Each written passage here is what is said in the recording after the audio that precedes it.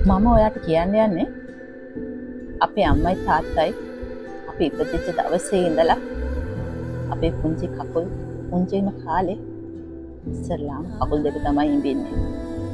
හරි ආදරෙන් චූටිම චූටි කකුල් කියලා එයාලා අපේ කකුල් ඉඹිනවා. අම්මා තාත්තවත් දන්නේ නැතුව ඇති එයාලා කොච්චරනම් අපේ කකුල් ඉඹින්නේ නැද්ද කියලා. එහෙනම් ඇයි අපිට බැරි අපේ අම්මගේ තාත්තගේ කකුල් දෙක අත් දෙකින් වැළඳගෙන ආදරෙන් ඉඹලා වැඳ නමස්කාර කරන්න. එහෙම වුණොත් ඒ අම්මගේ තාත්තගේ හදවත කොච්චරනම් සතුට වෙයිද? ඔහොම වැඩි කාලයක් අපිත් එක්ක රැඳෙන්නේ නැහැ. ඒ ඉන්න ටික කාලෙ තුල හරි ඒ වගේ දෙයක් කරලා අම්මගේ තාත්තගේ හදවත සතුට කරන්න පුළුවන්.